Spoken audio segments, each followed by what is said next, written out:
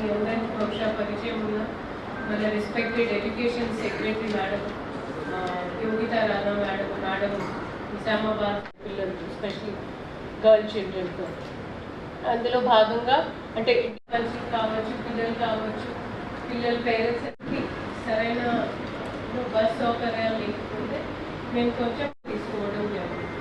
అంటే which are the feasible routes, అందులో RTC profitability పరంగా ఉన్న రూట్స్ని ఇప్పుడు వాళ్ళు కూడా లేదా కొత్త బస్సెస్ రిక్వైర్మెంట్ ఉన్నా కూడా ఆర్టీసీ టేకప్ చెప్పుకోవాలి అనేది ఉద్దేశంతో ఫస్ట్ గ్రామసభ మీటింగ్, దాని తర్వాత మండల స్థాయి మీటింగ్, దాని తర్వాత నియోజకవర్గం స్థాయి మీటింగ్ అండ్ చివరిలో మన జిల్లా స్థాయిలో ఒక డిస్ట్రిక్ట్ రివ్యూ మీటింగ్, ప్రజాపాలన మీటింగ్, ప్రజాప్రతినిధులు అదేవిధంగా మన ఆధ్వర్యంలో ఆఫీసర్స్ సహకారంతో సర్పంచెస్, కార్పొరేటర్స్, కౌన్సిలర్ వాళ్ళతో చేపట్టాము.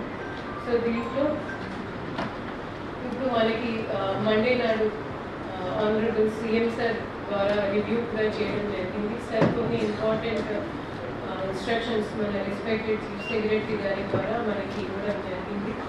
సో దీంట్లో భాగంగా ప్రతి ఒక్క జిల్లాకి ఒక సీనియర్ అధికారి ప్రతి ఈ ఏరియా ఈ ప్రాంతం నుంచి మేడంకి బాగా అవగాహన ఉంది. సో మేడంని మనకి ప్రత్యేక అధికారిగా మన రాష్ట్ర ప్రభుత్వం నియమించడం జరిగింది.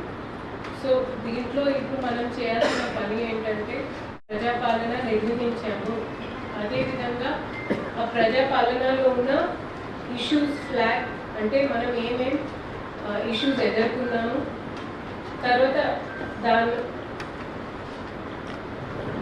ఏం యాక్షన్ తీసుకున్నాము లేదా తీసుకోబోతున్నాము. నేను ఒక ఉదాహరణ చెప్తాను.